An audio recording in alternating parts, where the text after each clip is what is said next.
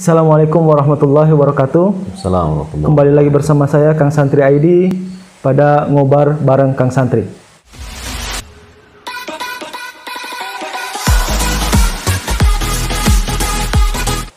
Pada kesempatan kali ini saya sudah bersama Bapak Kepala Sekolah SMP Al-Wasliyah Kayu Manis. Assalamualaikum Pak. Waalaikumsalam warahmatullahi wabarakatuh. Akhir-akhir ini dan 3 bulan ke belakang ini kita dilanda oleh pandemi COVID-19 sehingga kita dipaksa bahwa untuk melakukan home learning atau pembelajaran jarak jauh. Nah, mungkin Bapak Kepala atau Bapak Rasfi mungkin bisa memberikan tanggapan apakah ada perkembangan sejauh ini tentang pembelajaran jarak jauh. Baik, terima kasih Pak Muhaimin. Jadi home learning ini hadir ketika pandemi, ketika COVID-19 melanda Indonesia, bahkan dunia. Nah, ada solusi yang ditawarkan, yang diberikan untuk terus anak-anak ini bisa belajar. Maka diberikanlah namanya PJJ, pembelajaran jarak jauh. Nah, meski dalam kondisi yang pandemi ini, kita terus belajar. Anak-anak itu disuruh untuk terus diberikan materi, dia tidak diam di rumah, dia harus diberikan ilmu juga. Jangan gara-gara ada pandemi maka stop pembelajaran, tidak. Artinya ini sejalan dengan keinginan Islam, agama Islam, keinginan Rasulullah bahwa wajib setiap manusia itu menuntut ilmu, bahkan dalam kondisi apapun. Belajar sepanjang hayat, dari mulai lahir sampai meninggal. Maka kondisi ini jangan menghalangi kita untuk tidak belajar. Jawabannya PJJ. Jawabannya home learning, belajar di rumah. Nah, meski kita sulit untuk mengambil penilaian apakah PJJ ini efektif, nah gitu. Tapi kita tidak boleh putus asa. Nah, kita tetap melaksanakan itu. Mudah-mudahan dengan ada PJJ ini banyak hal-hal yang baru terbuka, terutama mengenai bahwa pentingnya IT. Pentingnya perkembangan IT yang dipelajari oleh anak-anak. Hampir semuanya sekarang terpaku. Menjadi IT itu menjadi sesuatu yang dibutuhkan dalam kehidupan kita. Jadi kita butuh dengan IT itu. Makanya PJJ ini bisa berjalan dengan adanya IT. Saya pikir itu. Nah, tentu pada kalangan anak-anak murid kita ini tidak semua mengerti tentang IT. Yeah. Nah, mungkin bagaimana sikap dari Bapak dengan siswa-siswa yang mungkin tidak paham tentang IT ini? Kalau saya tidak setuju apa yang dikatakan tidak mengerti. Anak-anak sekarang itu melek dengan IT. Jangan-jangan kita gurunya malah yang nggak ngerti dengan IT. Mereka itu lebih canggih, lebih jago dalam hal IT. Ini anak-anak yang di gennya itu sudah ada IT. Dia lahir di era memang era mengharuskan dia untuk bisa melek IT. Beda dengan guru-gurunya, bahkan guru-gurunya belajar IT, sementara dia tidak. Kehidupan dia itu memang IT. Gadget itu udah makanan sehari-hari bagi mereka. Tidak sulit untuk mengajari mereka. Mereka punya banyak teman, punya banyak tempat untuk berinteraksi mengenai IT. Sebenarnya kalau buat mereka itu gampang saja sebenarnya buat belajar. Tapi kalau mereka tidak bisa, ini memang yang jadi kita cari tahu. PR buat kita. PR buat kita. Kita cari tahu kenapa dia tidak bisa IT. Karena sekarang sudah nggak jadi barang yang mewah lagi IT itu. Mungkin 10 tahun yang lalu, 20 tahun yang lalu itu internet barang langka ya. Internet itu suatu yang wah.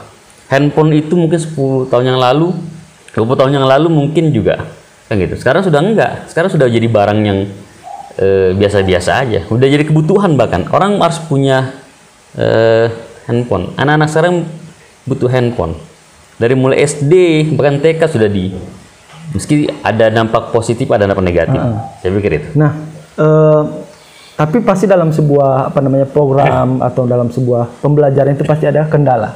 Kira-kira kendala dalam home learning atau pembelajaran jauh ini menurut Bapak apa? Kendalanya itu begini, kalau saya melihat. Yang pertama kendalanya itu di kitanya. Jadi gurunya, saya katakan tadi gurunya itu masih banyak yang gagap teknologi. Bahkan ketika gagap tidak mau mengubah dirinya untuk mengetahui supaya tidak gagap lagi bagaimana, supaya menjadi gape teknologi kan gitu. Itu kendala yang pertama di gurunya. Yang kedua itu adalah mengenai biaya yang dikeluarkan untuk itu. Nah, ini menyangkut ekonomi, terutama ekonomi anak didik juga orang tuanya.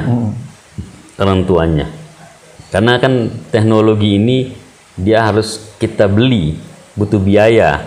Ketika sudah ada barangnya, kita harus isi pulsanya, paketnya, kan gitu. Butuh dana lagi untuk itu. Sementara kondisi saat ini, kondisi yang memang secara ekonomi itu orang mulai banyak yang sangat minim, kan gitu kan. Yang tadinya kerja di PHK, yang tadinya sudah ada kerjaan yang lumayan gitu kan, agak sedikit dikurangi gajinya karena dirumahkan, bukan di PHK, dirumahkan. Ada yang di PHK, ada yang dirumahkan. Ada berbagai macam. Artinya ekonominya sudah yang tadi mulai mapan turun. Karena jumlah kemiskinan kata negara sudah bertambah jumlah masyarakat miskin. Itu saya pikir kendalanya. Kendala kendala di ekonomi dan di gurunya. Apakah maksudnya semua siswa yang diberikan tugas PJJ itu melaksanakan PJJ-nya gitu? Kalau saya melihat tidak semua. Nah, itu dia. Nah, tidak semua. Yang pertama tadi terkait dia punya alatnya nggak? Kan teknologi kan alat nih. Punya alatnya nggak dia? Dia nggak punya alatnya. Dia harus pergi ke warnet misalnya gitu kan. Sementara sebagian besar tidak boleh adanya social distancing. Warnet rata-rata ditutup gitu kan. Tapi misalnya ada dia pinjamkan punya orang lain misalnya gitu kan. Dia harus isi paketnya. Harus beli lagi paketnya, dikeluarkan dana lagi. Kan gitu. Jadi tidak semua kalau saya mengatakan bahwa sebetulnya, tapi kondisi seperti ini ya. Kalau kita lihat normal, nggak efektif ini sebenarnya. Berarti PJJ ini tidak efektif dalam kondisi normal ya. Tapi karena kondisinya tidak normal, kondisi pandemi, maka mau tidak mau kita harus melihatnya secara tidak normal juga. Kita melihat dalam kondisi tidak normal. Jangan kita melihat dalam posisi normal. Kalau posisi normal tidak efektif. Tapi dalam posisi yang tidak normal seperti ini, hanya ini caranya gitu. Oh iya, berarti hanya ini ditawarkan. Ini caranya, hanya ini solusinya yang bisa dilakukan. Kita nggak bisa bertemu langsung dalam tatap muka, gitu kan? Ya mau nggak mau dengan cara PJJ, begitu. Jadi apakah ada penurunan kualitas dari seorang murid dengan adanya PJJ ini? Contohnya, yang dulunya kita bertatap muka dengan murid kita bisa mengajarkan bagaimana caranya, tata cara yang baik atau akhlak yang baik. Mungkin dalam PJJ ini apakah ada pengurangan akhlak atau minimnya adab atau pengurangan adab terhadap guru? Karena saking lamanya tidak melakukan tatap muka. Kalau menilai akhlak ini kan harus lihat langsung nih. Iya. Sementara kita kan tidak ngelihat anak langsung. Kita hanya menerima laporannya melalui online, kan gitu kan. Bentuknya Google Form, kan gitu kan. Hanya melihat itu. Kita tidak bisa menilai karakter dia, perilaku dia, tata cara dia, kan gitu kan. Tidak. Interaksi kita dengan anak itu berkurang. Dan itu sulit untuk memberikan penilaian terhadap karakter anak, akhlak anak itu bagaimana. Sulit. Karena kita nggak bisa lihat langsung. Kita harus melihat langsung, mengobservasi langsung, kan gitu, mengamati langsung baru kita bisa tahu apakah akhlak dia itu buruk atau baik, kan gitu. Kalau hanya melalui online seperti ini, saya interaksi sedikit. Ya, jadi kita sulit untuk menilai. Bagi saya menilai. Kalau menurut Bapak mungkin ada dampak positif dan negatif. Ya. Gitu ya. Dampak positif kira-kira apa tuh tentang dampak positifnya gini. Pertama, guru jadi harus diwajibkan, kan gitu kan, bagi guru ya, diwajibkan harus paham dengan IT. Itu buat dia harus belajar lagi, mau belajar lagi, membuka diri tentang IT itu, tentang cara memanfaatkan internet untuk pembelajaran, kan gitu kan. Itu yang pertama. Jadi itu positifnya buat bagi menurut saya. Yang kedua, siswa jadi paham bahwa handphone yang dia pegang itu bukan hanya untuk komunikasi, bercanda-bercandaan, enggak. Ternyata banyak hal di situ. Iya, yang bisa dia positif, yang bisa dia ambil, yang bisa dia tangkap. Dia bisa searching di situ. Dia bisa manfaatkan itu untuk belajar. Iya. Kan gitu. Ada banyak buku di sini, jutaan buku di sini di handphone dalam satu genggaman ini. Dia bisa manfaatkan itu. Dia bisa manfaatkan untuk yang baik-baik, kan gitu kan, untuk pembelajaran dia. Itu positifnya. Jadi terbuka buat, sama ini dia hanya tahu handphone itu buat komunikasi aja. Ternyata enggak. Dia bisa searching di situ, bisa berselancar di situ dalam menuntut ilmu. Saya pikir itu. Nah, dari semua yang kita ceritakan tadi, mulai dari kendala dan juga mungkin beberapa kita harus mengetahui IT lebih dalam dan juga anak-anak. Kira-kira solusi yang tepat untuk PJJ ini apa, Pak? Maksudnya kan banyak kendala tadi. Nah, solusinya kira-kira menurut Bapak apa? Solusi sebenarnya menurut saya adalah, pertama, kalau menurut saya hampir semua ya, kalau 90% itu lebih itu mereka sudah punya alat. Tinggal pemerintah itu gratiskan. Oh ya. Menggratiskan pelaksanaan internet untuk pendidikan, biar anak-anak bisa, untuk pendidikan saja. Saya pikir itu kan bisa dilakukan, biar PJJ ini, home learning ini bisa berjalan dengan baik. Jangan dia dibatasi, nggak ada kuota, kan gitu. Itu yang menurut saya dalam kondisi ini. Atau pemerintah bisa kok memberikan gratis subsidi gitu, gratis listrik, kan gitu kan. Mesti ada yang 40-50%, kan bisa juga dong dia berikan untuk siswa gratis gitu kan, untuk gurunya gratis juga belajar home learning ini. Saya pikir di situ yang penting kalau solusi biar ini bisa berjalan. Kita nggak tahu nih sampai kapan nih pandemi ini, COVID ini barang yang orang baru tahu nih. Sama ini orang mungkin berarti dari zaman Bapak sekolah dulu belum pernah Bapak mengalami. Belum pernah ngalamin hal seperti ini. Baru kali Dan ini. kita dipaksa kan, mau nggak mau dipaksa ketika harus belajar di rumah dengan cara seperti ini, dengan kondisi kayak gini, kan gitu kan, dipaksa betul kreatif. Hal seperti ini. Ini kan hal yang nggak terlihat, ternyata ada yang gaib loh. Ini juga keimanan kita kan juga akhirnya bener, kita beriman kepada yang gaib. Ternyata kalau orang lainnya nggak percaya, ternyata ada loh. Ada ya, kan gitu. Nggak bisa kita lihat loh ini. COVID-19 ini, kan gitu kan. Gaib dia. Ternyata ada, dan itu menakutkan orang lain. Seluruh dunia dampaknya gitu kan. Dan itu efeknya kemana-mana. Mulai dari ekonomi sampai semuanya kena efeknya kemana-mana. Sampai dunia pendidikan mungkin kalau di DKI pertama itu dunia pendidikan yang di stop bahkan oleh gubernur itu. Bahkan sampai sekarang ini belum tentu kapan. Belum tentu. Tahun ajaran baru tinggal berapa hari lagi gitu kan. Belum tentu tetap mukanya. Yang jelas kok sudah pasti PJJ. Ini 1 semester ke depannya pasti PJJ. Sampai Desember. Kemungkinan sampai Desember.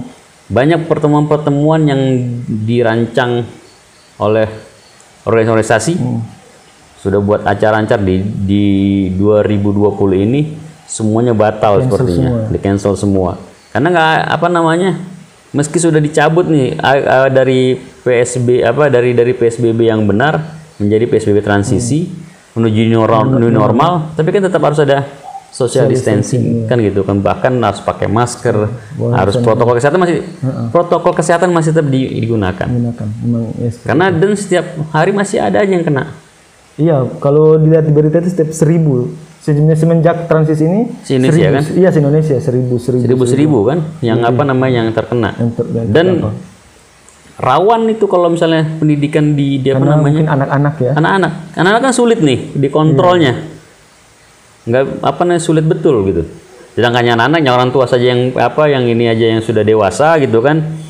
Kadang-kadang nggak cuci tangan juga dia pegang muka dia segala macam.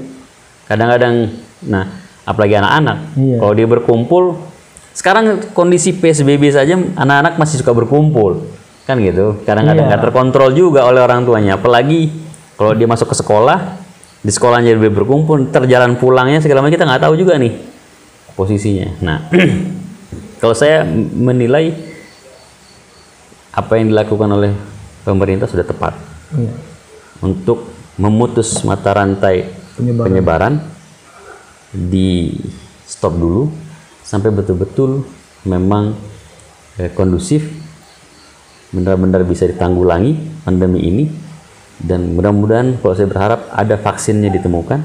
Amin. Dan itu tatap muka bisa kembali dilaksanakan. Kita rindu nih betul sama posisi dengan cara bahkan anak-anak pun rindu, sama-sama rindu kan gitu kan. Tapi memang kondisinya harus seperti ini ya. Ini kan jadi pelajaran juga buat kita. Jadi pengalaman berharga buat kita semua nih. Bukan hanya guru tapi anak juga mengalami betul nih. Saya pikir itu. Ya, terima kasih Pak Rasfi. Mungkin yang terakhir Bapak bisa memberikan pesan untuk anak-anak yang di luar sana agar mereka tetap semangat dalam melaksanakan home learning atau pembelajaran jarak jauh. Baik, terima kasih. Bagi saya, buat anak-anak, yang pertama ini adalah pengalaman buat kalian. Di masa kalian ada wabah seperti ini yang mengubah semuanya, bukan hanya kehidupan kita tapi kehidupan seluruh masyarakat di dunia. Dan ini harus menjadikan cambuk buat kita, bukan berarti kita langsung putus asa, tidak, tapi ini harus menjadikan cambuk buat kita menjadi bangkit. Caranya kita tetap menjaga kesehatan kita, menjaga apa yang disampaikan oleh pemerintah, tetap menjaga dengan protokol kesehatan. Kalau memang tidak perlu keluar rumah, jangan keluar rumah, tetap berada di rumah. Dan dengan kita tetap menjaga kesehatan kita bisa mengalahkan COVID-19 dengan baik, dan kita akan lulus menjadi manusia yang sehat, bermental yang baik, dan punya ilmu yang kuat, dan kita bisa menggapai cita-cita yang kita inginkan. Itu pesan saya. Jadi terus belajar dalam kondisi apapun, karena belajar itu adalah perintah agama, perintah Islam bagi kita umat Islam, dan wajib, kata Rasulullah, buat setiap muslim laki-laki dan muslim perempuan untuk menuntut ilmu. Saya pikir itu, Pak Muhammad. Terima kasih Pak Rasfi telah berkenan datang untuk bincang-bincang masalah home learning dan juga pembelajaran jarak jauh. Dan juga saya ucapkan juga jangan lupa nonton video ini, dan jika video ini baik silahkan di-share sebanyak-banyaknya. Saya akhiri. Assalamualaikum warahmatullahi wabarakatuh. Waalaikumsalam warahmatullahi wabarakatuh.